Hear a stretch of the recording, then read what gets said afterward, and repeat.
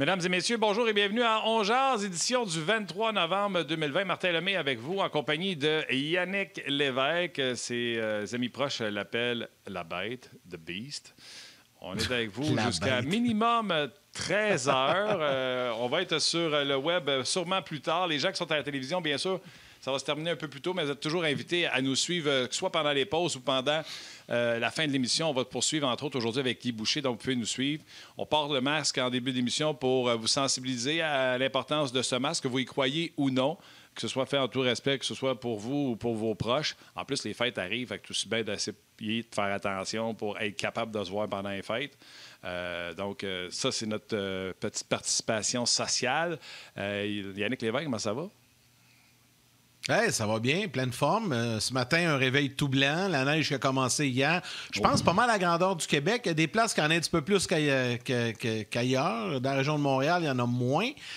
Toi, tu dois en avoir un peu dans ton coin, Mirabel, là, dans les Laurentides. D'habitude, ça tombe toujours un peu plus que dans notre coin, nous autres. Moi, je suis pas mal sur la Rive-Sud. Là, fait que ça a tombé, mais là, c'est en train de fondre. Oui, Mirabel Beach, il y a de la neige et je te dirais qu'il y a une seule banane qui n'a pas de déneigeur sur la rue, et c'est moi. Donc, t'es trop cheap, c'est ça? Non, bien, c'est parce que je viens d'arriver ici, puis là, j'ai vu les piquettes commencer à se mettre, fait que je me suis dit, ils vont venir nous voir, tu sais. Tout le monde en a sur la rue, un déneigeur, fait qu'ils vont passer et vont dire, bonjour, voulez-vous qu'on vous déneige? Mais non, il n'y a personne qui est venu, fait que on va appeler. T'as deux choix. Martin. T'as deux choix. Tu l'appelles, tu lui fais un chèque, ou tu vas t'acheter une souffleuse, puis tu passes ça à chaque fois qu'il tombe une petite tempête. Non, moi, je ne suis pas capitaine souffleuse, surtout à 4 h du matin quand je me lève. Là, je ne commencerai pas à partir la souffleuse pour les voisins. Je te l'annonce tout de suite. Ouais. Hey, gros show aujourd'hui. On va avoir François Gagnon en ouverture de show. On va avoir Guy Boucher également. On va avoir des anecdotes avec Guy. Puis en plus, Guy, d'après moi, Yann, si t'en voulais, d'après moi, il va nous donner des noms. On va poser des questions sur certains sujets, puis on va avoir des noms. Donc, on va pouvoir parler avec Guy Boucher. Puis on va aller rejoindre immédiatement, si tu le veux bien, François Gagnon. François, comment est-ce qu'il va? Ben, il va pas pire. Je peux aller pelleter, par exemple. Pas question. Non. La nature va s'occuper de ça. Voyons, il y a oui, ça va fondre. Ben, toi, t'es à... Ah, c'est ça. T'es à Laval, toi, François, c'est ça? Non, Ville-Saint-Laurent. Ville-Saint-Laurent, OK. Oui, directement sur l'île de Montréal. Écoute, ça tombait plein ciel hier. C'est pas agréable pour un golfeur de voir la neige tomber. C'est même désagréable. Mais j'haïs pas l'hiver, hein? Oh, mais j'haïs pas l'hiver. Dans le fond, là, quand j'étais plus jeune, parce que j'ai déjà été plus jeune, mon sport de prédilection, c'était le ski. Quand j'étais à Québec, même que quand j'étais au cégep, il ne faut pas le dire à mes parents, là, gardons ça entre nous autres, mais j'organisais mon horaire de cours au cégep l'hiver pour avoir une journée complète de congé dans la semaine. Alors, je prenais un cours en fonction des horaires, pas en fonction de l'intérêt pour les cours. De toute façon, je les ai à peu près toutes lâchés, anyway. Et puis, c'était pour aller au Mont-Sainte-Anne une fois par semaine, plus le samedi et le dimanche. Alors, j'ai toujours adoré l'hiver, mais là, depuis que j'ai troqué les planches de ski pour les bâtons de golf, j'aime mieux quand c'est vert dehors que quand c'est blanc. Mais gars. C'est ton âme ou dis-moi donc ton... Mont-Sainte-Anne, pas de sacrilège. Écoute, remarque que là, maintenant, c'est géré par les deux. Si tu me donnes le choix entre les deux, c'est le Massif, par exemple. Puis le Massif, quand j'ai commencé à y aller... C'est une belle place. Quand j'ai commencé à aller au Massif, le remont-de-pente, c'était un autobus jaune scolaire qui te prenait en bas sur le bord du fleuve puis qui te grimpait. Il n'y avait pas de remont-de-pente là. Mais ça demeure une des plus belles montagnes, le Massif, de l'Est du Canada. Puis je dirais pas de l'Est de l'Amérique du Nord parce qu'en Nouvelle-Angleterre, il y a quelques très, très, très belles montagnes. Mais anyway, j'aime mieux les terrains de golf. Mais même au Québec François, aussi, là, les chic-chocs puis tout ça, là. J'ai des chums qui sont allés là. Ça a l'air qu'il y a des belles places. Mais moi, j'ai pas fait de ski là. Non. OK. Il y a des belles places. Il y a des belles places au Québec, comme il y a des beaux terrains de golf. Mais dis-moi donc, juste par curiosité, ton match de golf le plus tardif cette année, t'as arrêté quand? Là? C'est quoi la dernière journée que tu as joué un petit 18 tours? Pas jeudi dernier, mais l'autre jeudi d'avant. Mais vendredi passé, je peux te dire que j'ai des partenaires de golf qui sont allés jouer au terrain Les Quatre Domaines. C'était vendredi, ça. Et puis, s'il y avait eu une place, je plaide coupable, j'aurais sorti le bâton puis je serais allé. Mais quand il fait 3-4 degrés, là, puis que tu frappes la balle, tu sais, juste comme une fausse balle au baseball, là, ben, une fausse balle au golf, quand il fait froid, là, ça vibre dans tes doigts jusqu'au coude, ça te monte comme dans les comics. Là, fait que c'est pas intéressant. C'est moins intéressant. Mais c'est quand même particulier. Tu sais, le Québec a cette particularité-là, puis là, on va lâcher la météo, là, mais quand même, là, le vendredi, tu peux jouer une ronde de golf, puis le dimanche ou le lundi, tu peux aller faire du ski. Oui. Mais tu sais, j'aimerais mieux être à Denver, où dans la même journée, tu peux aller faire du ski et jouer au golf. Moi, j'ai vécu ça. Sûr. Mais ici, j'ai c'est vécu pas ça le cas. à Whistler, moi. J'ai vécu ça à Whistler. Me baigner l'après-midi, puis avoir été faire du ski le lendemain matin, ou même le matin même, puis me baigner dans le lac à Whistler. Et là, je ne veux pas vous écœurer, mais puis comme tu disais, Yannick, on va lâcher la météo, mais pour compléter tout ça, Yvon G, sur la page On Jase, il dit « On gèle ici à matin, il fait juste 18 à San Diego. Bon pelletage, les boys. » Ah, ça, c'est gentil, ça. Eux autres, ils ont froid. Même toi, 18, il y en a qui ont des trucs. Ah ouais, écoute, pas de farce. François, on va lâcher la météo un peu. On va retourner dans nos terres, qui est le sport, et plus particulièrement le hockey. Puis c'est du coup, on n'en parlera peut-être pas très longtemps parce qu'on se demande, il va-tu en avoir une saison? Est-ce qu'il y a eu des progrès? Il me semble qu'il n'y a pas eu grand coulage à la suite de la rencontre entre les représentants des joueurs et les propriétaires. Bien, ça, c'est la meilleure des nouvelles quand il n'y a pas de coulage. Mais, encore une fois, je te répète, il n'y a pas de rencontre entre les joueurs et les propriétaires. Il y a des discussions entre les grandes têtes, entre Bettman et Donald Fehr. Les joueurs se parlent entre eux autres. Ils savent qu'est-ce qui se passe. Mais les négociations comme telles, là, ça s'en vient. Mais il faut qu'on fasse le débroussaillage d'un côté comme de l'autre avant d'aller aux négociations si on veut maximiser les chances. J'ai eu des discussions dans les derniers jours avec des agents de joueurs, des agents importants. Il n'y a personne qui veut parler on the record parce qu'on ne veut pas mettre de sable dans l'engrenage, mais il est sûr que des gros agents de joueurs qui ont des grosses écuries parlent avec leurs joueurs, les joueurs appellent, se posent des questions, puis ils disent « Coudonc, qu'est-ce qui arrive? » là, t'sais? Et puis, la situation est pas critique, mais elle est sérieuse. Tu sais, quand vous parlez avec David Perron, il parle de son cœur, puis il dit, garde, nous autres, les joueurs, on a donné, on ne veut pas donner encore. Les agents sont obligés de faire comprendre, et la Ligue nationale le fait également avec Donald Fehr, faire comprendre aux joueurs, écoutez, là, tout ça, c'est vrai. Mais on espérait qu'il y ait des partisans en 2020-21 d'un gradin. Il n'y en aura pas ou à peu près pas. On espérait avoir une saison assez normale. On sait déjà qu'elle ne sera pas normale. Et il faut rappeler aux joueurs que chaque fois que la Ligue perd une pièce, les joueurs perdent 50 cents. Alors, peu importe les scénarios qu'on va adopter, ça va coûter des sous aux propriétaires, ça va coûter des sous aux joueurs également. On en a parlé la semaine dernière. Et quand on va avoir réglé tout ça, ce qu'on va apprendre, c'est de quelle manière on va se rembourser mutuellement. Combien d'années ça va prendre. Alors, je demeure confiant qu'il y aura une saison. Je demeure confiant que ça va commencer en janvier, pas le 1er, peut-être plus au milieu janvier, peut-être plus vers la fin janvier, et qu'on aura une saison d'autour de 48 matchs. Mais si jamais les joueurs se rebutent complètement, et puis qu'ils se disent, il n'y en est pas question, on n'accepte pas, on tient à ce que la Ligue nous donne tout ce qui nous est dû, bien, peut-être qu'il y a des propriétaires qui vont dire à Bettman, « Hey, moi, je vote pas pour un retour. Je veux absolument qu'il n'y en ait pas de hockey. » Je ne peux pas concevoir que les propriétaires et les joueurs pourraient se rendre là parce que, ultimement, il en sortirait plus perdant encore que si on avait une demi-saison. Mais ça reste un spectre qui est possible. Et pour le moment, j'aime mieux que Donald Fehr puis que Matthew Schneider parlent aux joueurs entre eux autres. Le comité des 31, là, des 31 clubs, 2 représentants par équipe. Il y a le comité aussi du retour au jeu où ils sont rendus 16, je pense, ou 17 joueurs dessus au lieu d'être 3 ou 4, comme c'était le cas l'été dernier. Qu'il y ait de la bataille entre propriétaires, qu'il y ait de la bataille entre les joueurs pour qu'on mette la table à un règlement. Il faut qu'ils trouvent un moyen de régler tout ça. Sinon ils vont creuser leur fosse puis ils vont perdre encore plus d'argent. Fait que ça veut dire que dans 2 mois, pratiquement jour pour jour, on risque d'avoir du hockey. Ça, c'est la bonne nouvelle parce qu'avec les prochaines semaines et mois qui seront difficiles, puis surtout pour nous au Québec, mais dans le Nord, au mois de janvier là, puis février, c'est un petit peu plus plate. Là, aller prendre une marche quand il neige à plein ciel puis qu'il fait moins 30.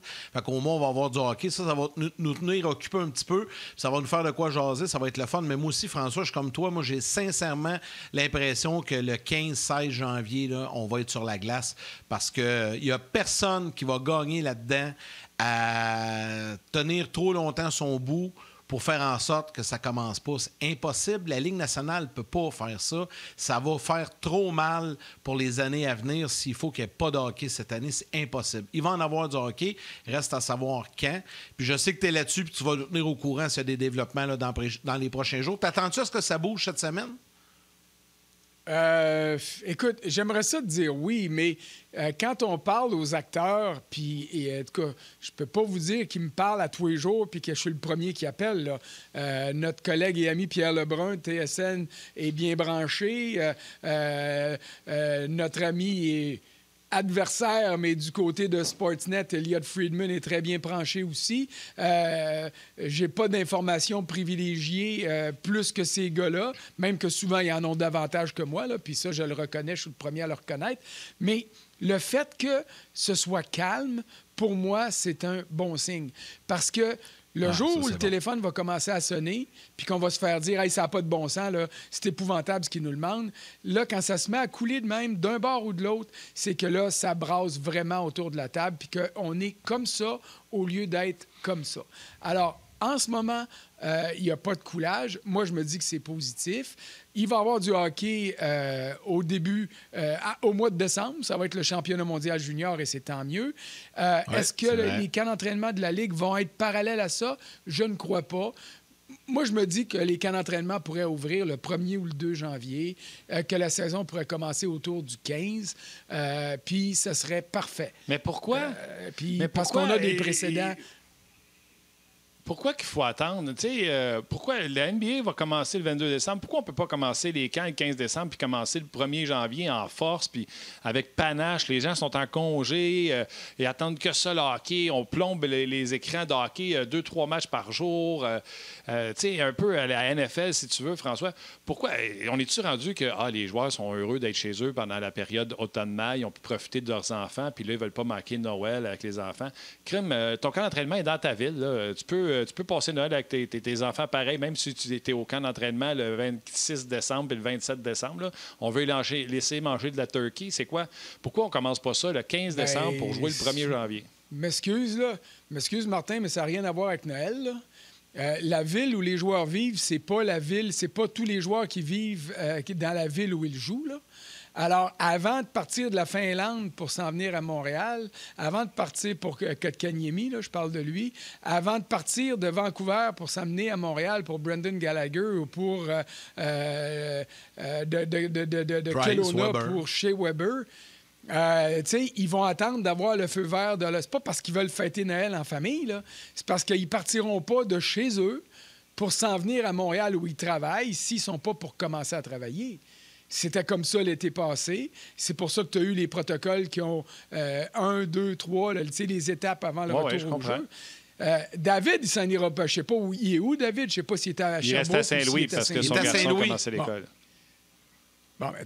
Lui, ses enfants vivent là. À Tampa Bay, il y a plein de Québécois qui sont là-bas pour toutes sortes de raisons qui sont reliées à météo aussi, sans doute, plus qu'à Montréal ou au Québec. Mais tu as des joueurs qui vivent, qui travaillent dans d'autres villes, puis qui n'ont pas d'enfants, puis qui sont au Québec. Donc, il va falloir attendre le feu vert. C'est ça que je veux dire. Là. Pourquoi qu'on ne peut pas commencer le 1er janvier, comme tu dis? Parce que si le syndicat des joueurs ne dit pas à ses joueurs, bon, bien parfait, on s'est entendu, les camps d'entraînement commencent le 15 décembre, mais tant qu'ils n'auront pas une date de début de camp d'entraînement, ils n'ont aucune raison de se rendre dans la ville où ils travaillent. Là. Non, je comprends ça, mais c'est encore possible. Pour le 1er janvier, ça commence à être difficile. C'est pas impossible, là, mais tu as de la paperasse à signer, tu as des protocoles à régler, tu as des quarantaines à respecter. Quand ils vont s'en venir ici, il va y avoir des quarantaines à respecter. La frontière est encore fermée, puis elle va l'être pour un bout de temps. Alors, c'est pas juste... J'essaie de trouver mon mot. C'est pas parce qu'ils sont précieuses, là, les joueurs. Là.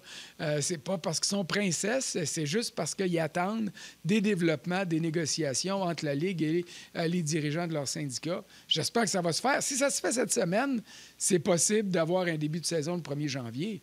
Mais, OK. Écoute, c'est à des moi petites que tu sois nouvelles autant de choses autour du dont je ne Canadien. suis pas au courant, mais... Oui, vas-y. Des petites nouvelles autour du Canadien. Il y en a deux. Je veux t'entendre réagir. Entre autres, Martin Levenant sur... C'est-tu Martin Levenant? Non, c'est Jules Raymond qui dit Kotkaniemi, son prêt avec la Finlande est terminé. Est-ce que ça veut dire que le camp d'entraînement du Canadien va commencer bientôt? Et après ça, la deuxième nouvelle du Canadien, c'est Shane Sherlock qui quitte le navire, qui s'en va du côté des Panthers de la Floride. Fait que, François commence avec Kotkaniemi. Est-ce que c'est un signe?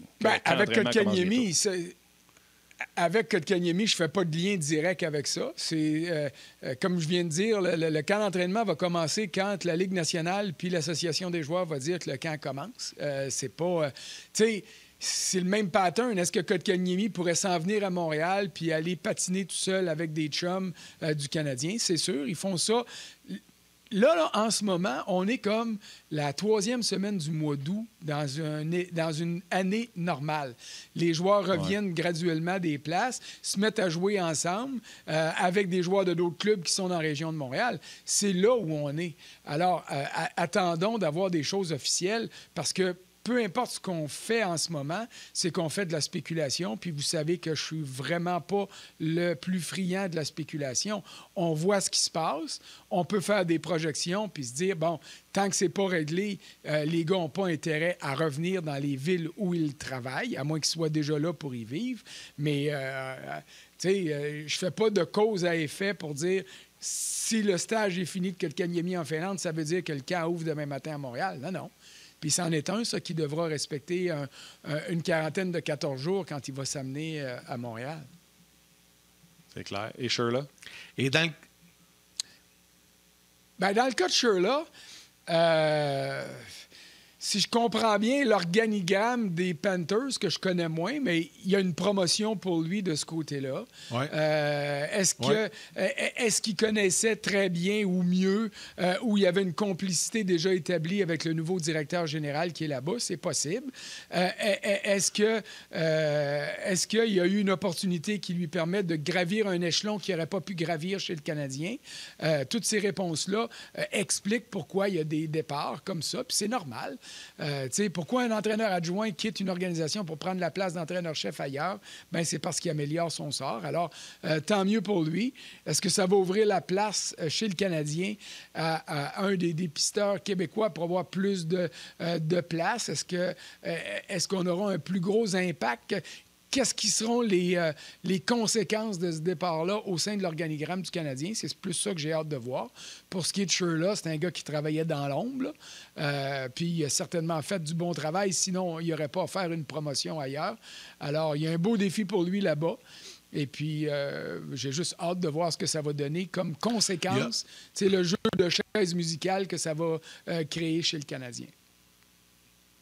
Il a quand même été pendant avec le Canadien durant 7 ans. Là. Il a fait quand même du bon travail, mais on va sûrement, comme tu dis, François, le remplacer. Frank, ce matin, on s'est parlé avant l'émission pour parler un peu des sujets, parce qu'on s'entend que des sujets de hockey, il n'en mouille pas. On en trouve, on fait le tour, on donne les nouvelles. Mais tu me disais qu'il y avait 2 choses qui retenaient ton attention. J'ai envie de te laisser aller là-dessus puis de laisser les gens découvrir les 2 sujets que tu veux nous jaser en te posant simplement, comme ça, sèchement la question. Qu'est-ce qui a retenu ton attention, mon François, dernièrement? Bien, en fin de semaine, pour moi, il y a eu une mauvaise nouvelle pour les amateurs de sport canadiens. Et là, je ne parle pas des partisans du Canadien, mais le marché des joueurs autonomes dans la NBA, Martin disait que ça se prépare. Les Raptors ont perdu 2 joueurs importants, Marc Gasol et Serge Ibaka, qui, eux, ont eu des propositions intéressantes, alléchantes. On sait que les Raptors ont un budget à respecter. Ils étaient déjà au plafond. Ils ont choisi des joueurs. Ils en ont laissé partir. Ça fait partie des réalités du sport professionnel, de tous les sports professionnels. Donc ça, pour moi, c'est pas une bonne nouvelle parce que c'est c'est des gars qui ont donné de grands services aux Raptors. Gasol était un ingrédient qui manquait pour se rendre au championnat, autant que Kawhi Leonard, à certains égards, évidemment. Ça, pour moi, c'est pas une bonne nouvelle pour le sport canadien, d'autant que pour nous, RDS, on a les droits de diffusion de la NBA et des Raptors, nos amis qui s'amusent à... puis je dis ça avec tout le respect au monde, qui s'amusent à décrire parce que c'est amusant les matchs de la NBA, vont certainement pouvoir mieux analyser ça que moi, mais ce sont deux départs qui font mal, en tout cas à mes yeux. Puis l'autre nouvelle, c'est, vous voyez le casque en arrière, les Steelers, 10-0. Martin, tu vas me dire qu'ils n'ont pas battu grand-chose. C'est vrai, c'était les Jaguars à Jacksonville qui ont pris les devants 3-0, puis après ça, les Steelers sont réveillés. Mais 10-0, Big Ben Roethlisberger, qui, malgré ses 38 ans, malgré la blessure qui a mis sa carrière en péril l'an dernier, est en voie de réaliser ce que j'appelle, avec partisanerie, avouée et admise, le plus beau retour de l'année dans la NBA. Alors, Ben Roethlisberger, NFL. Ça fait 5 ans qu'il est entraîné par un spécialiste, un gourou de l'entraînement qui a déjà travaillé chez le Canadien. Si je vous sors son nom, il s'appelle Lorne Goldenberg. Je ne sais pas si vous vous rappelez de lui. Il a été amené à Montréal par Jacques Martin. Lorsque Jacques Martin est devenu entraîneur-chef du Canadien, c'était en 2009. Goldenberg et Martin avaient travaillé ensemble à Ottawa chez les Sénateurs. Goldenberg, c'est un gars d'Ottawa. Tout le monde qui travaille dans le sport à Ottawa sait qui il est. Il y avait une entreprise de forme physique pour les sportifs d'élite, pour le sport amateur. Il a toujours été très versé là-dedans. Et puis, lorsque c'est fini ici avec le Canadien, il était retourné à Ottawa. Il s'est retrouvé à Pittsburgh en compagnie de Gary Roberts.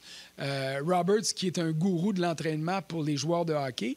Et ensemble, ils ont bâti un programme à Pittsburgh qui impliquait au-delà de 400 jeunes joueurs du hockey mineur de tous les niveaux. Et c'est alors qu'ils travaillaient au sein de ce programme-là que Lorne Goldenberg a été rejoint par l'agent de Ben Roethlisberger, commençait à parler, puis tout ça. Et puis, finalement, il y a eu une offre d'emploi qui est tombée, une rencontre avec Ben pour devenir son seul client ou son seul patron, ça dépend qui est-ce qu'on voit, là. Et puis, c'est une association qui a commencé il y a 5 ans. D'ailleurs, là, la pause s'en vient. J'ai un texte qui devrait être déposé sous peu sur cette expérience-là sur le rds.ca, puis on peut continuer la discussion là-dessus après la pause. Oui, il l'est déjà, ton texte sur le rds.ca. Vous pouvez aller zioter. On s'arrête pour les grands titres et on revient immédiatement avec les gens de la télé.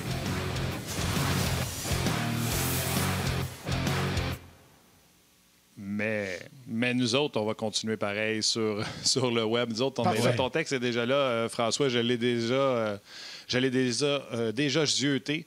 Je peux te dire quelque chose, par exemple, pour Ben Roethlisberger. J'ai encore fait son match hier et je le disais pendant le reportage à Red Zone, on ne lui donne pas assez de crédit parce qu'on parle de sa force physique, on parle qu'il est dur à acheter au sol, etc. Mais la précision de ses passes, encore hier, il nous a fait une passe lobée qui est tombée. Il aurait pu tomber dans un panier de basket. Donc, il a encore son pesant d'or au niveau comme corps arrière, comme... Rarement on a parlé de lui comme précision de passe. On parle de Russell, on parle de Drew Brees pour la précision de leur passe, mais rarement on parle de Big Ben, puis il le prouve encore une fois cette année. Bien appuyé, disons-le, par une défensive extraordinaire. C'est une des nombreuses nouvelles qu'il y a eu en fin de semaine, parce qu'au football, en fin de semaine, ça a été hallucinant. Il y a eu une série de bons matchs. Bon, personnellement, j'ai regardé les Steelers plus spécifiquement parce que je regardais ce match-là de manière intéressée parce que je savais que j'allais écrire mon texte sur l'association entre Roethlisberger et Lorne Goldenberg. Mais tu as raison de le souligner. Puis, dans les questions que je posais à Lorne sur l'entraînement, bon, il n'a pas tout dit, là, parce que, je vous l'ai mentionné tantôt, Lorne n'est pas employé par les Steelers. Il est employé par Big Ben. Alors, ça fait plusieurs fois que je demandais, puis je disais, hey, ça serait le fun de faire un feature là-dessus, mais au préalable, ça prenait l'autorisation de Roethlisberger, et l'autorisation est tombée samedi avant le départ pour la Floride. Puis c'est ça qui m'intéressait. Bon, Roethlisberger est rendu à 38 ans. L'an passé, blessure au coude. Sa carrière était menacée. Là. Il a été opéré, puis on se demandait s'il allait être bon pour revenir. Et quand tu lisais pendant la saison morte tous les pronostics là, des spécialistes aux États-Unis sur la NFL, aux États-Unis ou ici, là, tout le monde disait, les Steelers, oui, la défensive va être bonne, ils ont de bons receveurs, mais Big Ben va-tu être capable de faire des passes? Et il y avait des doutes là-dessus. 38 ans, de l'usure associée à l'âge et à une très belle carrière, la blessure de l'an passé, et là, tu le vois, il revient et il est en forme. Alors, moi, ce que je voulais savoir du côté de Lon Goldenberg, c'est quoi le secret, là, le secret de l'entraînement? Et, il n'est pas allé dans tous les secrets, dans tous les détails, mais, tu sais, je disais, Big Ben, là, il est déjà fort. Alors, est-ce que tu maximises la force? Il dit pas pantoute. Il dit, c'est une force naturelle. Big Ben est capable d'avoir le ballon dans une main puis de charrier comme de la guenille un joueur de ligne défensive qui essaie de le mettre au sol. Ça, il est comme ça. CC5, 2,40, peut-être 2,45, peut-être 2,35. Le poids officiel, on ne le connaît pas. Mais les coudes, les poignets, les genoux, les chevilles, à 38 ans, après l'usure, il dit c'est là-dessus qu'on travaille. La flexibilité, l'équilibre. Puis si vous prenez votre ordinateur puis vous allez consulter ce que Goldenberg a fait au cours de sa carrière, vous allez toujours le voir avec des cordes, des élastiques, avec des ballons. Et je suis convaincu qu'il y a beaucoup de ça dans le gym personnel de Ben Roethlisberger. Quand j'ai dit à Goldenberg, j'ai dit, il est capable de bencher combien? Et sa réponse a été instinctive. Je le sais pas, je veux pas le savoir, puis je veux surtout pas le voir sur un bench press. Parce qu'il est peut-être capable de bencher 300 livres, 350 livres, mais il dit, pour un corps arrière de 38 ans, ça serait ridicule de faire ça. Tu hypothèques tes épaules, tu hypothèques tes poignets, tu hypothèques tes coudes. Écoute, c'est pas ça dont il a besoin. Il a besoin de flexibilité, il a besoin d'entraînement qui va lui permettre de prolonger sa carrière. La force, là, c'est pas ça le problème. C'est de s'assurer de la précision, de la dextérité manuelle, la fluidité des mouvements. Alors, là, on est lundi. Les Steelers jouent jeudi. Je ne pense pas qu'il va s'entraîner beaucoup aujourd'hui parce que Goldenberg est un apôtre aussi du repos. C'est lui, chez le Canadien, qui a commencé à dire « Hey, les maudits entraînements matinaux, là, les jours de match, donnez-moi les joueurs en gymnase, des élastiques, des étirements, ça va être bien plus bénéfique. Il va rester plus d'énergie pour le soir, puis on va avoir mieux travaillé le jour. » C'est lui qui disait au coach « Hey, tes haïs aujourd'hui, là, tu veux les faire patiner comme des fous, tu veux avoir un entraînement punitif. » Moi, je te dis, donne-leur congé. Ils en ont besoin. Ils ont besoin. Alors, de doser le repos et l'entraînement bien dirigé, c'est la clé du succès pour un gars de 38 ans avec la stature de Ben Roethlisberger. Alors, aujourd'hui, ça va être tranquille. Puis là, je l'imagine d'un prochain jour avec des élastiques, des ballons, s'assurer d'avoir un bon équilibre. Oui, de la course puis du tonus musculaire, c'est important. Mais encore là, c'est pas là-dessus qu'ils doivent travailler, c'est sur tout le reste. Puis il faut aussi, tu sais, j'écoutais parler de Roethlisberger puis de son entraînement et tout ça. Puis, tu sais, au début, François, je voulais pas te couper, là, mais tu parlais des Steelers, tu sais, ils sont 10-0. Tu te dis, bon, ils n'ont pas eu le calendrier le plus difficile de la Ligue. Ils ont un potentiel facile de 13-3 et même 14-2, là, quand tu regardes le prochain calendrier. Ce qui s'en vient pour les prochains matchs va être un peu plus difficile. Il y a les Colts, entre autres, sur leur chemin, les Ravens jeudi. Mais je trouve qu'on donne pas assez de crédit aussi à Mike Tomlin. L'entraîneur-chef, écoute, le gars dirige les Steelers depuis 2007. Ils ont eu des bonnes et des moins bonnes saisons. Puis moi, pour y avoir été tourné avec Hors-jeu 2.0, j'ai passé 2 journées dans l'entourage de cette équipe-là. Et ce que j'ai vu de Mike Tomlin, puis là, ça fait quelques années, c'est un gars, tu sais, il nous donne l'air d'un homme dur, tu sais, sévère, mais c'est un gars qui est près de ses joueurs, qui est sympathique, c'est un bon entraîneur de football, un spécialiste de défensive. Je trouve qu'on ne lui donne pas assez de crédit là-dedans dans cette séquence-là. Ils sont quand même 10-0, même si tu ne bats pas des grosses équipes semaine après semaine, là, ils sont 10-0 quand même. Écoute, je vais laisser Martin revenir aussi là-dessus parce que, j'ai juste 30 secondes, là, mais je vais te dire, oui, Tomlin, mais c'est la philosophie d'entreprise des Steelers qui, pour moi, est l'élément le plus important. La philosophie des Steelers, c'est une philosophie de continuité. Tomlin, c'est le 3e coach de l'histoire de cette équipe-là. Roethlisberger est là depuis toujours, puis on y va avec lui, on le maintient, on garde des structures solides.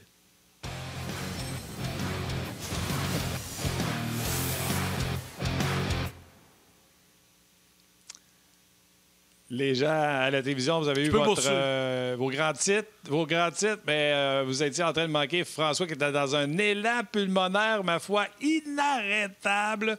Mais François, tu as raison quand tu parles de la culture des Steelers. C'est une culture de col bleu, c'est une culture de respect de ton coéquipier. Il n'y a jamais personne qui est plus gros que l'équipe. On l'a vu avec Antonio Brown, on l'a vu avec Le'Veon Bell. Puis on continue avec cette mentalité-là, une mentalité de meute. Une meute, tu sais, on va gagner ça, ça ne sera pas avec l'individualisme, ça va être avec le collectif. Puis je te laisse poursuivre, mais je suis très d'accord. Puis la stabilité, puis je te laisse aller, François, parce que je t'ai lancé un peu en parlant de Mike Tomlin, mais la stabilité, le gars, il est là depuis 2007 aussi, là. Oh oui, non. Et puis, j'enlève rien, là, tu sais. Puis tu dis, proche de ses joueurs, hier, là, au 4e quart, quand c'était rendu évident que le sort de ce match-là était réglé, tu veux pas manquer de l'endroit de l'adversaire, mais tu voyais Tomlin faire le tour de ses joueurs. Il sait qu'il joue jeudi. Il a sorti Roethlisberger. Tu sais, la gestion d'équipe. Puis écoute, là, la NFL, c'est la plus grosse ligue au monde. Ce que Goldenberg me disait, il dit il n'y a aucune dépense qui est écartée si on pense que ça peut aider la cause de l'équipe, parce que je l'ai dit tantôt, lui, il est embauché par Ben. Alors, quand il arrive autour de l'équipe, il ne voyage pas avec l'équipe, là, mais quand il est au site d'entraînement puis tout ça, il n'est pas vu par les trainers, les médecins, les thérapeutes des Steelers comme « Ah, regarde-moi ça, là, ce gars-là qui s'en vient de jouer. » Non, c'est un outil supplémentaire.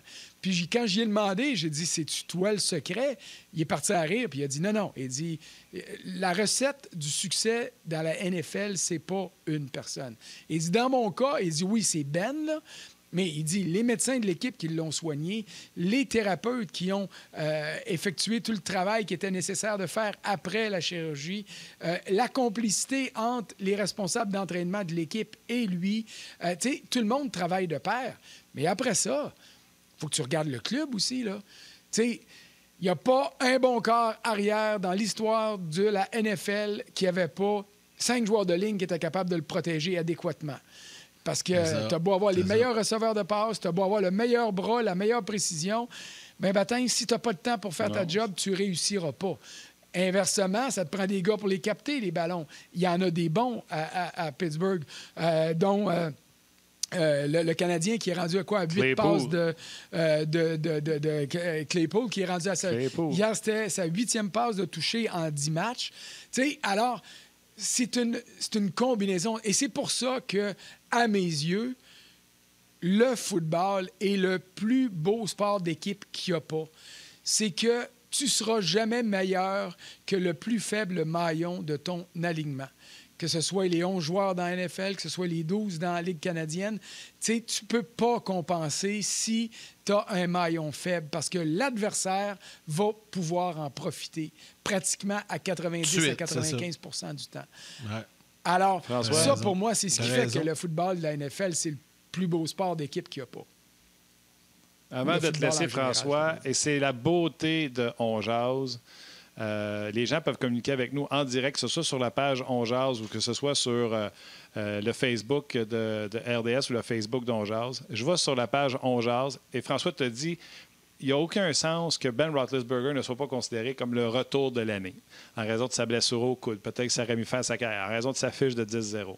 Et il y a Mathieu Martineau qui nous a écrit sur rds.ca. Je fais tous les matchs de la NFL sur la NFL Red Zone à RDS. Je suis obligé de lui donner raison, puis je pense que tu vas être obligé de dire qu'il a raison, puis que Ben tombe numéro 2. Alex Smith, son retour avec Washington comme quart partant alors qu'il s'est battu pour sa vie, alors qu'on lui a broyé la jambe gauche, alors que la bactérie mangeuse de chair chez Miladan a dû réapprendre à marcher. On n'a pas pensé y sauver la vie, on a pensé même y sauver sa jambe. Et non, donc, il était encore bien plus loin que d'essayer de sauver sa carrière. Il est revenu, et puis il revient avec panache. Ses 2 premiers matchs, 350 verges. Je n'avais jamais fait ça auparavant. Alex Smith, avec toutes les images, puis je suis pas mal sûr que tu as vu le documentaire sur le retour de Alex Smith. C'est certain qu'il n'y a personne qui peut battre ça. Comment est-ce que je dirais ça? Je suis prêt à me ranger partiellement du côté de notre interlocuteur, puis je suis loin de dire que Mathieu. c'est moi qui ai raison et que c'est pas lui qui a raison. Mais Mathieu, tu vois-tu le casque qui est en arrière ici, là? Puis sur le mur à côté, il y a la photo de mon gourou dans la vie, qui est Jack Lambert. Alors, quand vient le temps de parler des Steelers, disons que je perds un petit peu d'objectivité. Alors, le plus beau retour dans la NFL cette année sera et est toujours celui de Ben Roethlisberger. Mais, on va garder ça entre nous deux, c'est peut-être toi qui as raison. OK? Ouais, écoute, moi, avec, quand je l'ai lu, j'ai fait on va il a terminer. raison, Alex Smith. J'ai vu le documentaire, c'est écœurant. En plus, après, à travers tout ce qui est passé. Vrai. Frank, un gros merci. On invite les gens à aller lire ton texte sur le rds.ca. Et on va terminer puis, en disant... On suit ce qui se passe. Vas-y, Frank. J'allais dire, on va suivre ce qui se passe du côté de la Ligue nationale, mais à tous ceux qui se disent, on n'entend rien, puis tout ça, je vous l'assure, le fait qu'on en entende le moins possible, c'est la meilleure nouvelle possible que les choses arrivent. Alors, pour moi, c'est des bonnes nouvelles. On verra ce que ça donnera au cours des prochains jours. Merci, Frank. Puis si ça vous a donné le goût, cette discussion-là, de voir un bon match de football, je vais en profiter pour faire une petite plug. Ce soir, c'est le Monday Night, le football du lundi soir. Et à RDS, on présente tout un match. Ça va être écœurant. Toi, tu tripes sur Roethlisberger. Moi, j'ai toujours trippé sur Tom Brady. Puis là, les Patriotes, ils me font saigner du cœur, puis ça va mal en verra. Mais au moins, je me rabats un peu sur les Buccaneers. Ce soir, Rams-Buccaneers, ça va être tout un match, puis c'est présenté à RDS. Salut, Frankie. Salut, bonne journée, là. Bye. Moi, Salut, bye. Yann, j'aimerais ça te réentendre dire Ben Roethlisberger. Ben Roethlisberger. Pourquoi j'ai pas dit correct? Okay. Quoi? Ça a-tu sorti du croche? Ah ouais, ça c'est comme la sauce Worcestershire. Tom Brady, c'est plus facile à dire. Ouais, c'est plus facile. Ben là, tu m'as montré que t'étais une groupie parce que les Pats font saigner du cœur. Fait que là, je me penche vers les Buccaneers. Écoute, les Pats hier qui encore une fois avaient ça à portée de main. Je le sais. Écoute, attends, faut que je te dise de quoi. Parce que là, je sais que les Pats, souvent, le monde dit tu t'aimais les Pats. Non. Moi, là, quand j'étais petit bonhomme, je regardais le football, j'étais jeune, là. Dans le temps que les Patriotes avaient, tu sais, l'uniforme rouge, là, avec rouge et blanc, avec le petit bonhomme penché sur le casque, là. Tu te souviens de ça, là? Ça? Écoute, c'était vraiment des années 80. Puis il était minable. Là. Mais j'aimais cette équipe-là parce que je pense que c'était l'équipe la plus proche. Puis dans ce temps-là, RDS n'existait pas, mais il y avait quelques matchs qui étaient présentés à la télé ici au Québec, anglophone, qu'on était capable de voir. C'était souvent les Patriotes. Je pense que c'est à cause de ça. Puis là, ben, tu sais, j'ai toujours trippé ses Pats, puis j'ai toujours aimé les Pats, puis j'ai toujours suivi les Pats. Là, quand Laurent est arrivé avec les Chiefs, c'est certain que là, j'ai une petite attirance vers les Chiefs, mais toujours regardé les Pats. Mais en fait, j'ai appris à aimer Tom Brady et Gronk, puis à évoluer avec cette équipe-là. Mais là, je vais te dire une chose. Premièrement, Cam Newton, c'est pas le mien, mais pas pantoute. Quand ils l'ont signé, j'étais découragé. Pas juste à cause de ses performances, sa personnalité trop exubérante à mon goût, à moi, mais ça, c'est très personnel. J'enlève pas ses qualités athlétiques. Puis là, mais quand Tom a signé avec les Bucks, tu sais, j'ai toujours regardé les Bucks un peu, puis je suis allé faire une couple de reportages là-bas aussi avec Anthony Auclair, puis tout ça. Tu sais, je trouvais ça le fun, vu qu'il y avait un Québécois là-bas, fait que j'avais une petite attirance. Mais là, cette année, c'est sûr que, tu sais, je prends pour les Bucks, mais je peux pas aimer Patriots, c'est mon équipe du fin fond.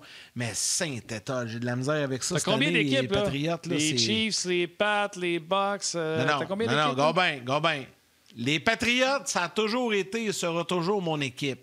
Mais j'aime bien les Chiefs et les Bucks pour deux raisons. À cause des joueurs québécois là-bas, puis que Tom a signé à Tampa. Fait que moi, je suis content quand les deux gagnent. Mais tu sais, j'aime aussi Steelers. Moi, je suis un amateur de football. T'aimes les Cowboys, hein? Plus les que des équipes. avec les Cowboys? Non.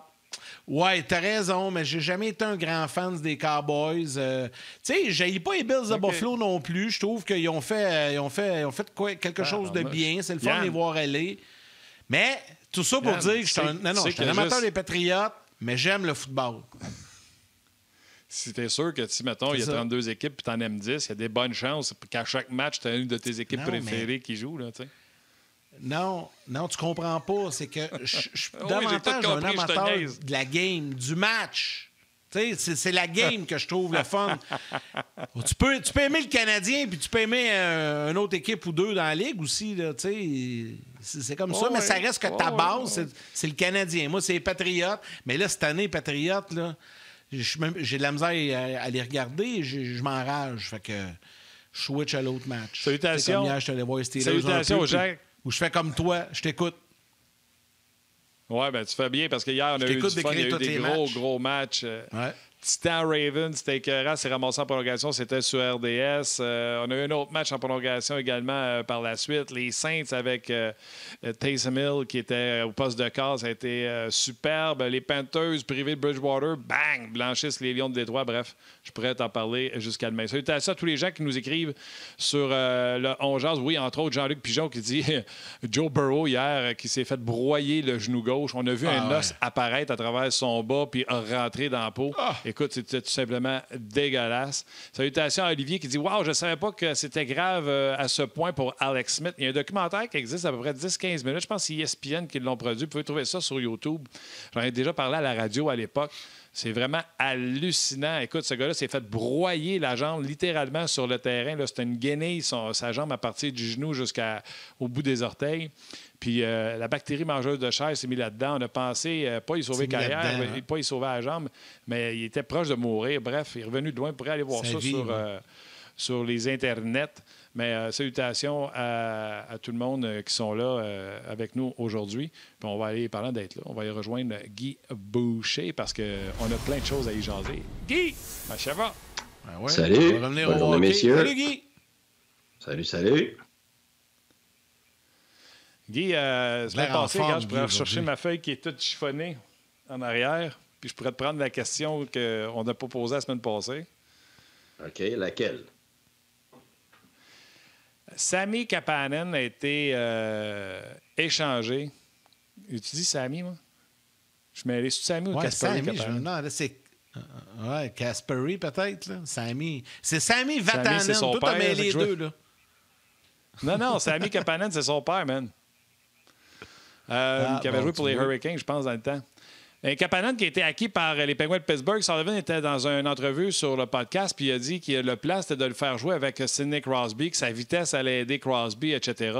Et historiquement, c'est toujours compliqué de trouver un coéquipier à Crosby. Bergeron semble avoir fait ce job-là adéquatement. Mais sinon, ça prenait des Kunitz, des Pascal Dupuis. On a essayé tout le monde, on a essayé Perron, on a essayé un paquet de bons joueurs.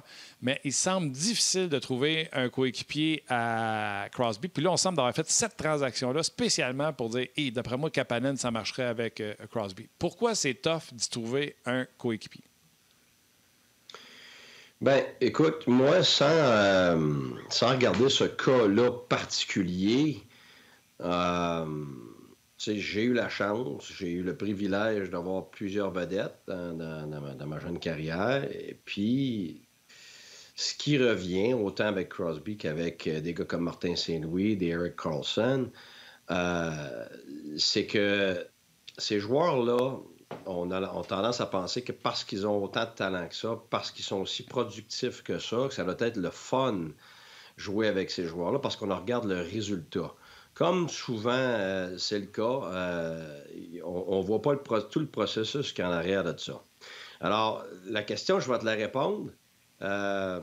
Mais avec un petit peu plus d'ampleur, si tu me laisses aller.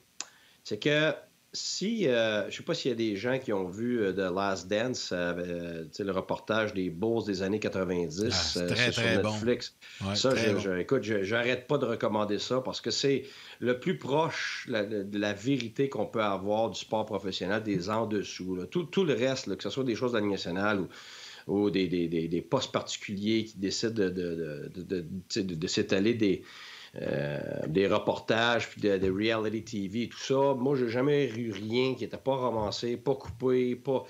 Et tandis que ce reportage-là, je pense qu'il y avait assez de distance entre cette époque-là et aujourd'hui pour justement rentrer dans comment ça se passe pour vrai. Puis on voit non seulement toute l'équipe là, des Bulls, l'entraîneur et tout ça, mais évidemment, on voit au centre de tout ça Michael Jordan dans ce qu'il était. Et puis, ce qu'on voit évidemment, c'est ce que moi j'ai expérimenté avec les Saint-Louis, les Carson, c'est les alpha mâles des alpha mâles. Tu sais, il faut se dire une chose. Quand tu arrives dans le national, là, c'est pas juste des bons joueurs.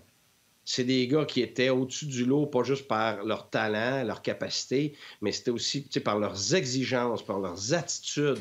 Ce qui fait qu'ils sont au-dessus du lot. Puis ces gars-là, ils ont tous la même chose en commun. Puis je l'ai vécu avec Sidney. C'est qu'ils sont tellement meilleurs que les autres. Ils sont tellement talentueux. Ils voient tellement de choses tellement vite que les gens autour de eux, ça devient très difficile pour eux autres d'y suivre jour après jour. Un match, une période, 2 semaines, correct. Mais sur plusieurs matchs, sur une saison, demi-saison, des mois de temps, ça devient très, très difficile parce que, je vais vous donner un exemple. Einstein a passé sa vie, quand tu lis ses livres... Je l'ai pas connu, moi. Vois... Non, justement. Mais c'est que tellement intelligent, tellement au-dessus que même à l'école, il s'emmerdait. Parce que la matière était trop simple pour lui. Fait que même tellement qu'on a pensé qu'il n'était pas bon à l'école quand il était plus jeune à un moment donné. Parce qu'il n'y avait pas d'intérêt, parce que c'était trop... Il était tellement au-dessus du lot que c'est difficile pour lui d'accepter les choses qui pour lui sont bénignes et pour les autres que c'est très difficile. Tu sais, ça devient très... Pour les gens autour d'un individu comme ça devient quasiment vexant, ça devient stressant. Donc, donner un autre exemple, je ne sais pas si vous connaissez le film Good Will Hunting. Bon, Good Will Hunting, c'est le premier film là, que Matt Damon et Ben Affleck ont fait, qui ont écrit, puis justement, ils sont devenus acteurs là-dedans. Écoute, c'est un film absolument génial que j'ai vu peut-être 15 à 20 fois. Et puis, à chaque fois, je me délecte. Et c'est l'histoire d'un génie, finalement, qui va même pas à l'école, mais je me rappelle plus si c'est Harvard ou Princeton. Là, ceux qui sont allés à un ou à l'autre vont être vexés, mais en tout cas, c'est Harvard ou Princeton. Et il répond à des questions dans le corridor qui sont impossibles à répondre. Puis finalement, on réussit à savoir que c'est lui, parce que c'était le gars qui était le concierge. Et il y a un génie de professeur, supposément un génie, mais c'est plutôt un professeur émérite qui a travaillé très fort, qui a gagné toutes sortes de prix, puis il réussit à l'engager puis à l'avoir avec lui. Lui est tout content. Mais le jeune, tout le long du film, il trouve ça plate. Il trouve ça bénin encore pour lui. Il trouve ça pas assez dur. Tandis que le professeur, pour lui, écoute, c'est tellement difficile, mais il est tellement content de l'avoir pour l'aider, mais ça devient vexant pour lui. Quand tout le film est sur le fait que lui, il est vexé, il s'en en venait stressant parce qu'il n'est pas capable de gérer ça. Alors, pourquoi je dis ça? C'est parce que ces gars-là ont des standards tellement élevés qu'à tous les jours, tu es obligé d'avoir le même standard, de suivre ce même standard que ces gars-là. Ça devient lourd et ça devient stressant. Parce que ces gars-là n'acceptent pas la médiocrité autour d'eux autres et c'est des humains, donc deviennent émotifs parfois parce qu'ils veulent que les choses avancent, mais à leur rythme à eux autres. Alors, la gérance pour ces gars-là est toujours la même. Que ce soit Martin Saint-Louis, Carlson ou Crosby, c'est de les aider, eux, à comprendre que les gens autour d'eux pensent pas aussi vite qu'eux, n'ont pas la même vision qu'eux. Ils ne recevront pas toujours parce qu'ils ne comprennent pas. Comment ça, tu ne m'en as pas envoyé? Comment ça se fait que tu ne m'as pas vu? Comment ça se fait que tu n'as pas fait ce jeu-là?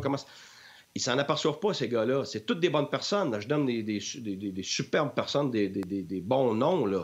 Mais c'est difficile. T'sais. Autant, par exemple, donner un exemple, on avait amené Sami Salo à Tampa. Pourquoi? Parce qu'il n'y a personne qui voulait jouer sur le powerplay à défense avec Stamkos, Saint-Louis et le Cavalier. Voyons, ça n'a pas de bon sens. On leur a jamais dit ça. On va aller dire à ces gars-là, regarde, c'est trop de pression pour les défenseurs de jouer avec vous autres, mais c'était ça. Fait qu'on est allé chercher un plus vieux qui a beaucoup d'expérience, qui était un des meilleurs de la Ligue dans le temps, un droitier.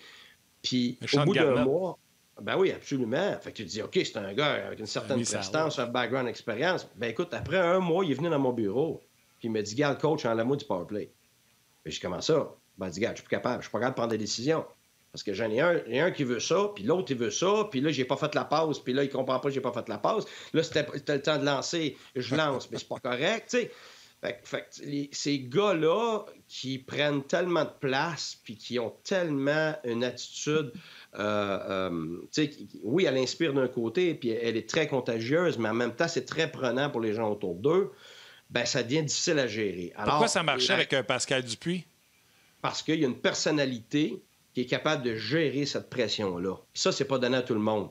Et un bon probablement, c'est ça. C'est ce qu'on allait dire, et probablement que Sidney, une personnalité qui reconnaissait facile à gérer autour de lui. Probablement, moi, si j'ai à gager, parce que je n'étais pas autour de lui, c'est peut-être probablement une personnalité où les choses lui coulaient comme sur le dos d'un canard. Alors, c'est-à-dire que des fois, ça peut rentrer dans un rêve, ça sort, puis il n'y a pas d'émotion qui est drainée là-dedans. Je suis pas certain, mais probablement un gars comme ça, un gars probablement rationnel, il est capable de faire la part des choses, voir quand c'est le temps de l'émotion, voir quand c'est le temps, OK, c'est correct, je suis pas capable de gérer ça, mais je suis capable de faire fi de ça. Alors, moi, j'y avais engagé, c'est ça, à Rimouski, avec Crosby, je me rappelle, j'en avais un gars sur sa ligne qui était capable de jouer avec, puis l'autre qui scorait 50 buts, tu sais, tu dis, ben, tu vas scorer 50 buts, ouais, mais gars, je suis capable. Tu sais, c'est trop pour moi. Pourtant, tu dis, ben là, tu vas faire une carrière professionnelle parce que tu joues avec Crosby. Il dit, oui, c'est bien beau, là, sur papier, la théorie est belle, mais moi, tous les jours, vivre ça, c'est trop pour moi. Fait que, tu sais, c'est arrivé après, mais pas juste, ben oui, mais c'est pas juste avec Crosby. C'est pour ça que je t'ai nommé d'autres noms. Tu dis que je nomme jamais des noms, mais là, je te donne des gros noms, des noms forts. Alors, parce que je veux pas diminuer personne. C'est pas une question de diminuer personne. C'est te donner des exemples qui s'apparentent à Michael Jordan. Quand tu regardes, justement, sur Netflix, The Last Dance, tu le vois comment c'est difficile pour les gens autour de ces gars-là. Il est tough, c'est un chien. Hein? C'est tough, c'est très... Parce que s'il y a quelque chose qui ne marche pas, tu te le fais dire immédiatement, puis tu te le fais dire à répétition. Pourquoi? Parce que ces gars-là veulent tellement gagner. Ils sont pas juste bons, ils n'ont pas juste des aptitudes là, hors pair. C'est des compétiteurs féroces. Donc, ils sont férocement, je ne sais pas si ça dit, persistants. Alors ça, c'est très difficile pour tout le monde parce que les gens, en général, ont besoin de break. Les gens, en général, ont besoin de respirer. Ces gars-là, non. Sidney Crosby, là, ces étés, là, il passe à s'entraîner 2 à 3 fois par jour depuis l'âge de 9 ans. Fait que parle-y pas d'aller boire un... Tu sais, il avait 16 ans, là, jamais sorti dans un bar, jamais allé boire avec les gars. Il allait même pas voir des films. Il mangeait rien de sucré. Le plus sucré qu'il mangeait, là, c'était un raisin avec du yogourt au toast. C'était ça, son dessert. Il prenait jamais de coke, prenait jamais... Fait que, tu sais, là, à un moment donné, là, c'est bon pour quelqu'un comme ça parce qu'ils ont la passion. Puis c'est ce qui fait qu'ils sont les kingpins, puis les tops, puis qu'ils gagnent à plusieurs reprises, puis qui inspirent le reste de leur groupe à devenir meilleurs. Mais par contre, il y a un prix à payer pour ça. Le prix à payer, c'est que les gens autour, ça s'essouffle. Ils s'essoufflent. C'est difficile pour les gens de suivre ces gars-là sur une longue période de temps. Mais ça n'enlève rien, c'est le contraire. C'est pour ça que c'est des gagnants. C'est pour ça qu'ils vont le faire répétition. C'est pour ça que c'est des alpha mâles, des alpha mâles. Alors, mais tu as toujours l'envers de la médaille qui vient. Tu as toujours les défauts de tes qualités. Ça, c'est n'importe qui dans la vie. Oui, mais moi, Guy, je vais te dire, Guy, j'ai une question, mais comme ça, là... Comment tu dis ça? ça? Oui, je vais y aller, Yann, parce que les gens à la télé, ils vont nous quitter dans quelques instants, mais j'allais dire, le défaut de ces qualités-là pour Sidney Crosby, c'est qu'il n'a jamais eu le bonheur de goûter à au moins 1 200 000 biscuits Oreo, chose que j'ai fait dans ma vie avec un grand verre de lait. On poursuit la conversation avec Guy Boucher dans quelques instants. Les gens à la télé, venez nous rejoindre sur le web, sinon on se jase demain. Merci beaucoup d'avoir été là, on poursuit sur le web.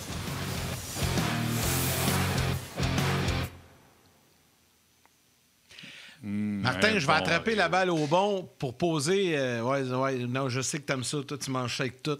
Mais je vais attraper la balle au bon, Guy, parce que je veux savoir, j'ai une question pour toi.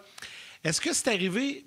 à toi, est-ce que ça t'est arrivé ou tu as déjà eu connaissance de ça? Parce que je l'ai vu, moi aussi, là, Last Dance, puis il y a une des choses qui m'a frappé là-dedans, c'est qu'à un moment... Tu sais, Phil Jackson est obligé de gérer certaines situations, puis j'imagine que c'est un peu la même chose... peu importe le joueur, le Crosby, le Cavalier, Saint-Louis, il y en a plein, là. Qu'à un moment donné, que le gars ne veut pas jouer avec parce que c'est trop demandant, comme tu as dit, puis que là, il est plus capable de fonctionner, que l'entraîneur parte puis aille discuter, exemple, là, je vais prendre Phil Jackson, là, qui va voir Jordan puis qui dit, écoute, là, j'ai de la misère à placer des gars parce que les gars trouvent ça trop difficile, t'es trop exigeant, tu peux-tu cooler down avec, tu peux-tu t'asseoir avec, le rassurer, Est-ce qu'un entraîneur peut faire ça avec un gars exceptionnel comme Jordan, Crosby ou tout ça, ou non, faut t'y laisser aller? Non, tu peux pas laisser ça aller. C'est parce que si tu laisses, à un moment donné, on beau être extraordinaire, puis on beau faire des choses extraordinaires, mais ils sont dépendants de comment les autres se sentent. Ils sont dépendants de comment les autres vont performer. Les autres vont performer. Tu ne peux pas faire des choses extraordinaires dans la vie si tu ne te sens pas extraordinaire. Alors ces gars-là, de driver le genre de culture, de driver leurs exigences, fait en sorte que tout le monde devient meilleur, ça c'est clair. Par contre, ils doivent être conscients de l'effet que ça a sur leur entourage. Alors, la seule façon qu'ils peuvent être conscients de ça, c'est soit qu'ils s'aperçoivent de certaines choses, mais ce qui est souvent pas nécessairement le cas, parce que les gens ne viendront pas leur dire, tu sais, des fois oui, puis c'est là que justement que tu as des gars qui tu sais, les gens ont parlé, mettons, d'Eric Carlson avec Hoffman, là, avec le hors-glace et tout ça, là, tu sais, mais bien avant ces histoires-là, là, tu sais, moi je parle de hockey, et Mike Hoffman, il répondait à Carlson sur la glace. C'était un des seuls. Mais c'est ça. Ça faisait quelque chose ça faisait des flamèches, je peux te dire ça. Fait que, tu sais, ça... ouais, ça doit, ouais. Fait que, mais t'as ça. Toutes les équipes, à un moment donné, t'as d'autres gens qui se lèvent puis qui veulent pas être traités d'une certaine façon ou qui font « Hey, attends une minute », mais il y en a qui vont le faire ouvertement, souvent quand c'est pas le moment avec émotion. Puis il y en a d'autres qui vont le faire à porte fermée, 1 à 1.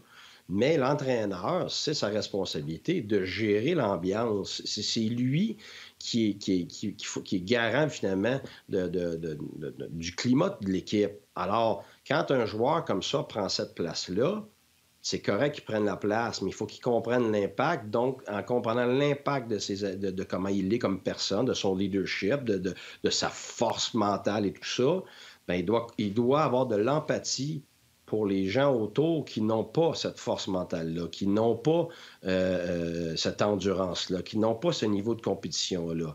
Mais il y a deux choses qui arrivent. On appelle ça en psychologie flexer.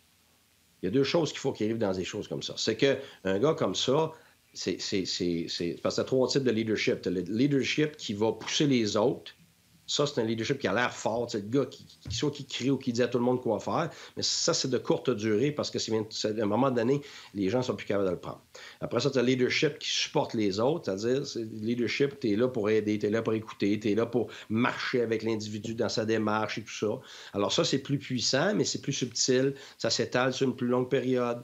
Après ça, tu as le leadership qui est le plus fort, qui est le plus rare que ces gars-là ont. C'est les Crosby, les Saint-Louis, les Carlson et tout ça. Les Jordan, c'est des gars qui tirent les autres. Et tirer les autres, c'est extrêmement difficile parce que toi-même, tu dois agir d'une façon impeccable et tu dois te présenter tous les jours. Et à chaque fois que tu dis quelque chose, il faut que tu sois capable en anglais, on dit « put your money where your mouth is ». Ça veut dire « mets ton argent où est-ce que ta bouche allait ». Ça veut dire que si tu le dis, t'es mieux de le faire par après. Alors que ça prend quelqu'un d'extrêmement confiant et extrêmement performant pour faire ça. Mais ces gens-là inspirent les autres, pas par... Oui, par leur talent et tout ça, mais c'est par leur niveau de compétition, c'est par l'attitude que tu inspires les autres. Tu vas impressionner avec ton talent, mais t'inspires avec ton attitude, avec comment tu payes le prix, avec ton éthique de travail, avec ta discipline et tout ça. Fait que c'est là que les discussions doivent avoir lieu entre l'entraîneur et son capitaine, comme l'inverse. L'entraîneur va agir d'une façon. C'est comme moi, mettons, je vais être très prenant, je vais être très intense, je vais être très à la tâche. J'ai besoin de mes assistants, j'ai besoin de mes leaders pour me dire à un moment donné, hey, gars, coach, là, donne-nous un break, là. Tu sais, on veut faire ce que tu veux qu'on fasse. Slack un peu, là. Ou tu as besoin, de moi qui va dire, Guy, attends une seconde. Absolument. Ou tu as besoin de moi qui va dire, attends une seconde. Je vais te donner un exemple pour te relancer. Eric Carlson, hyper talentueux, quand il chiale après Mark Method. Mark Method, là, c'est un collé, lui, avec. Là. Il sait qu'il est moins talentueux que Carlson, mais selon moi, il ne doit pas se laisser manger à la laine sur le dos par le plus alpha mâle qu'il n'y a pas. Il a dû lui dire à un moment donné, « Hey, je suis peut-être pas aussi talentueux que toi, mais tu vas me respecter parce que c'est mon point d'en face que tu vas avoir. » Il doit avoir un respect. Je suis pas mal sûr que Method ne faisait pas de mouton devant Carlson. Je ne parlerai pas de joueurs, là. Je ne parlerai pas de nom. Mais sur tes 24 joueurs, mettons t'as Carlson, mais t'en as 23 autres qui vont tous avoir leur propre façon de gérer cet individu-là, dépendamment de comment cet individu-là réagit avec toi. Parce que, tu sais, que ce soit Carlson ou que ce soit un Crosby, tu sais, moi, j'ai eu Crosby. Crosby, il s'attaque aux paresseux. Crosby, il s'attaque à ceux qui se cachent. à ceux qui font avoir en arrière de la ligne, ceux qui font semblant d'avoir été dans le jeu. Ben oui. Oui, absolument. Comme Jordan dans le documentaire. Ben exactement. Alors, c'est pour ça qu'à un moment donné, quand ces gars-là s'acharnent sur certains individus comme entraîneurs, il faut que tu sois conscient de pourquoi ils s'acharnent sur cet individu-là. Des fois, ils vont peut-être se tromper, mais c'est bien rare parce qu'ils vont spotter des choses qu'ils n'acceptent pas en tant que compétiteur féroce. Alors, tu sais, je vais te donner un exemple. On avait Crosby, il avait 16 ans, là. Il est à Rimouski. Puis moi, j'étais à l'autre bout de la glace. À un moment donné, la chicane à pogne, il y a une bataille, un paquet de monde là-dedans. Tout le monde rentre dans le tas, dans le coin opposé. Là, moi, je me dépêche, j'arrive là, c'est à crier. Écoute, je comprends pas ce qui se passe là. Là, Crosby, dans le milieu de ça, mais c'est notre 20 ans, à ce moment-là, qui criait après, puis hey, mon petit, en tout cas, je dirais pas quoi, puis tu me parleras pas de même, puis blablabla. Puis là, à un moment donné, qu'est-ce qui s'est passé ici? Après ça, je l'ai su. C'est parce que Crosby, ça faisait 2 fois qu'il allait 1 contre lui, puis qu'il le déjouait. Mais Crosby sentait qu'il donnait pas son meilleur. Il sentait que le gars de 20 ans, il donnait un break. Puis Crosby, il a mis sur le nez. Il dit je veux plus jamais que tu slack parce que moi, je m'améliore pas, puis le club, il s'améliore pas. Tu dis ça à 20 ans quand tu as 16 ans, là, je peux te dire que ça fait des flamèches. Surtout que c'est un gars tough, très tough. C'est sûr. Fait que c'est pour te montrer que peu importe l'âge, ces individus-là, ils ont cette attitude-là de ne pas accepter la médiocrité pour eux-mêmes et de ne pas accepter la médiocrité pour avec les autres autour d'eux. Si tu ne faisais pas le même sport qu'eux, ils ne dérangeraient pas. C'est des gens habituellement très respectueux, très gentils. Mais quand tu fais partie de la solution puis de l'équipe dans laquelle ils sont pour aller gagner et acquérir quelque chose, watch out. T'sais, Martin Saint-Louis, dimanche soir, quand tout le monde est en congé, lui, il s'entraînait. Fait que quand il voyait le gars le lendemain au gym, là, il faisait semblant là, d'avoir tout fait qu'il était supposé faire, soit sur la glace dans le gym, il se le faisait dire, puis il avait raison. Fait que c'est là qu'à un moment donné, oui, dans ces choses-là, tu les laisses faire, mais à un moment donné, tu marches une ligne fine où tu sais que là, ça devient au détriment de l'ambiance de l'équipe. Alors, c'est là que si tu as fait une bonne job avec ton leader, puis ton leader lui-même a fait une bonne job de leader et que tu as cette relation-là avec ton joueur, ben, tu es capable de suivre ces étapes-là puis de l'aider, lui, de marcher dans sa démarche à lui. Parce que c'est qui coach le leader? C'est le coach. Comme le coach, à un moment donné, moi, je pose toute la question, c'est qui coach le coach? Tu comprends? Fait que là, c'est sûr que le gérant, ça part de ta femme. Ben oui, ça, c'est certain, là, ça, c'est tout le monde. Mais c'est ça, c'est qu'à un moment donné, aux États-Unis, tu regardes pourquoi quand Donald Trump n'a pas été capable de tout faire ce qu'il voulait faire, ben, c'est parce que leur système fait en sorte qu'il y a un checks and balance system. C'est un système qui a tellement de paliers qu'à un moment donné, quand ça passe pas, là, ça passe pas. Fait que c'est un peu ça avec l'entraîneur, le leader, le gérant. C'est ce que tu essaies de créer dans ton environnement de hockey. C'est de ce qui est tout le monde sur la même ligne, sur la même page, mais c'est pas tout le monde à la même façon, mais on s'en va vers le même but. Fait qu'à un moment donné, il faut que tu jauges. OK, c'est pas assez, c'est trop, acceptable, inacceptable, négociable, non négociable. Et évidemment, avec ces gars-là que tu le fais parce que tu veux leur donner aussi le pouvoir à des leaders. Oui, il faut que je te ralentisse un peu sur RDS.ca. Il y a Laurent Saint-Pierre qui dit Hey Guy, finalement, c'est-tu Thomas, c'est qui que tu parlais vendredi? Alors, il y en a qui n'ont pas oublié le show de vendredi. Il y a Jean-Luc Pigeon qui dit Je pense qu'ils ont nommé les 8 défenseurs de l'équipe. Ah oui, tellement. Il y a Jean-Luc Pigeon, par rapport à ce qu'il vient de dire sur Crosby, qui s'est pogné avec le 20 ans. Jean-Luc Pigeon, il dit J'oublierai jamais quand Sidney Crosby portait un micro, il avait dit à Sergei Gonchar de se réveiller. C'est l'année recrue de Crosby.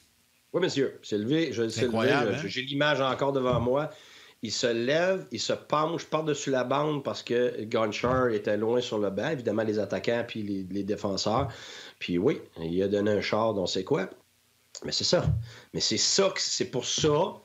Tu sais, Jonathan Toews, pourquoi il l'appelle Captain Serious?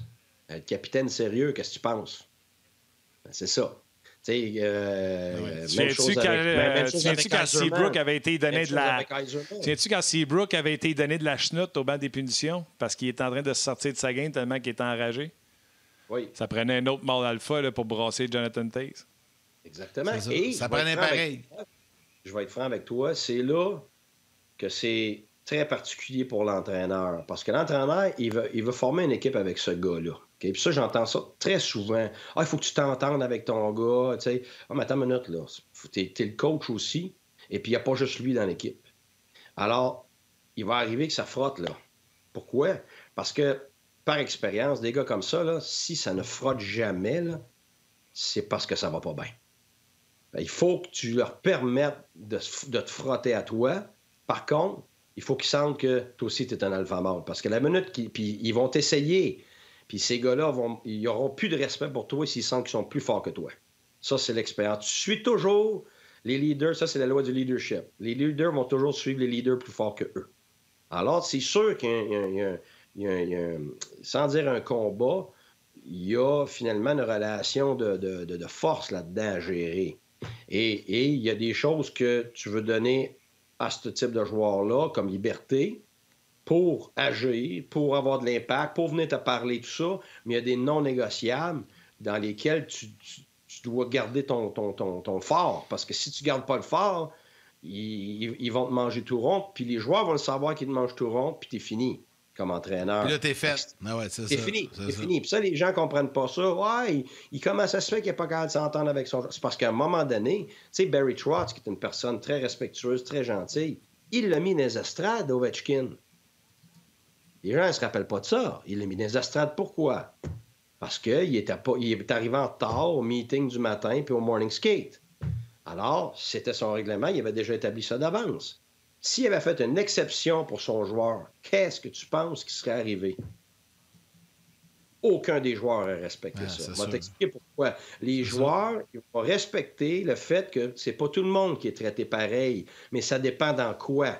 Si tu es traité différemment à cause de ton talent, à cause de ton statut, à cause de ton expérience, à cause de tes qualités de joueur, à cause de tout ça, à cause que tu joues bien, tu es dans une séquence, ça, les joueurs vont toujours comprendre ça, vont toujours respecter ça.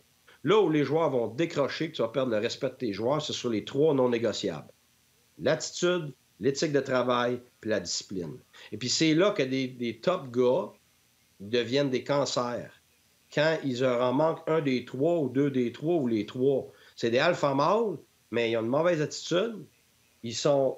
Bon, c'est pas le bon, on doit garder en dernier, on va l'envoyer ici. OK? Ils n'ont pas la bonne éthique de travail et il n'y a pas de discipline. Un des 3 qui manque, ou 2 des 3, ou les 3, ton alpha mâle n'est pas un leader, il devient un cancer. Et c'est là que les gens ne comprennent pas. Lui, c'est un capitaine, il y a de l'influence. Oui, il y a de l'influence, il y a de l'influence négative. C'est le cancer de ton équipe. Puis il y en a dans la Ligue nationale, je peux te dire ça, des top guns. Là. Souvent, tu sais, quand tu vas voir du monde échangiste, ben voyons donc, comment ça se fait? Habituellement, c'est une de ces 3 choses-là, sinon plus que ces choses-là. Alors, c'est pour ça qu'on n'entend pas parler des vraies choses quand c'est ces cas-là. Que ce soit parce qu'on ne les signe pas comme joueur autonome, ou que ce soit parce que c'est des gros noms qui sont échangés 5 fois. Il y a toujours, habituellement, anguille sous roche là-dedans, puis ça dépend de ces 3 choses-là, parce que c'est des non négociables. Ça a un impact tellement négatif sur l'équipe que le nombre de buts et le nombre de points qu'ils font, ça ne compte plus. Parce qu'il n'y a plus personne qui suit. Il n'y a plus personne qui les respecte. Il faut qu'ils partent. C'est là. Guy, encore une fois, il y a énormément de commentaires et de réactions sur l'Internet, rds.ca, Facebook. Les gens apprécient énormément tes commentaires et ce que tu nous racontes. Je veux prendre juste une petite minute, Martin, avant de terminer, pour saluer parce qu'il y en a eu plein, là, des gens qui nous écrivent depuis le début de l'émission. Simon-Alexis Beaulieu, qui nous a attrapés pour la première fois en direct aujourd'hui. Il marque « Je suis bien content, c'est le fun ». Vincent-René Leblanc, « Salut les boys, je vous écoute en direct de Theodore, Alabama. » Donc, on le salue également. Salutations à Stéphane Dufresne. Ben, c'est le fun, hein? Il y a des gens d'un peu partout. Stéphane Dufresne, Jules Raymond, Martin Lavenant également qui nous a écrit. Martin Allard qui marque « Salut les boys, j'écoute depuis longtemps, mais c'est la première fois que je vous écris. Lâchez pas, ça fait du bien de vous entendre. Wow, good job tout le monde. » Donc, il y en a plein comme ça. Damien Constantin, Marc-André Dargy, des gens qui réagissent. Jean-Michel Poulain. Écoute, il y en a un puis 2 des commentaires. Beaucoup de bonnes réactions également à l'endroit de Guy avec ce qu'il nous a raconté. Puis je trouvais que c'est une belle façon de terminer ça aujourd'hui avec les commentaires des gens. Puis tu en as sûrement sur rds.ca, Martin, aussi, de nombreux commentaires. Absolument, Guy. Puis il faut que tu répondes à 2 affaires, puis on n'a plus le temps. Fait que maximum 30 à 40 secondes chaque. Les gens, ils te trouvent très bon, puis ils t'aiment. Mais il constate quand même que tu n'as pas répondu à la question est-ce que Kapanen sera un bon fit pour Crosby? Alors, ils le disent tous. Kapanen serait-il un bon allié pour Crosby? Jean-François Archambault te demande ça. Il y en a qui disent Martin, ah ouais, insiste, demande à Guy si Kapanen va être bon. Dédé André qui dit Martin, demande à Guy si Kapanen était bon pour Pittsburgh, merci. Martin, insiste s'il vous plaît, oui ou non Kapanen? Fait que les gens disent Guy, faut que tu répondes. Je ne pense pas que ça va être néfaste, mais je peux vraiment pas me prononcer. Est-ce qu'il va faire des bonnes choses? Absolument, tu es Crosby, tu vas inévitablement faire des bonnes choses. Mais est-ce que Crosby, est-ce que le talent puis tout le package de Crosby va être maximisé avec Kapanen avec lui? Je suis pas certain. Il n'a pas été capable, lui, d'aider les vedettes à Toronto. Donc, inévitablement, il doit le prouver. S'il l'avait prouvé à plusieurs reprises, je mettrais plus d'argent là-dessus. Mais pour l'instant, je pense qu'il faut vraiment attendre parce que, comme je t'ai dit, c'est moins une question de capacité technique que ça va être une capacité mentale de jouer aux côtés de Crosby. Et ça, je ne connais pas l'individu. Yannick en a une de 30-40 secondes aussi de Facebook. Vas-y donc, Yann. Ah, attends un peu. Tu viens de m'attraper au vol, là? Non, tu m'as même dit oui, pas de trouble. Jean-Michel Poulain te demande est-ce que Gretzky et Lemieux, c'était la même chose que Crosby? Est-ce que c'est des tough mâles alpha? Ben écoute, j'ai pas été avec eux. J'étais pas là. La seule chose, c'est que c'est des grands compétiteurs qui inspiraient les autres. Fait que ça, c'est exactement... c'est connexe à ce qu'on vient de dire tantôt. Alors, c'est sûr qu'il y avait un impact. Tu sais, le leadership, là, c'est de l'influence. Ni plus ni moins. Combien d'influence ils avaient, c'est clair. Il y en a eu beaucoup, beaucoup d'influence.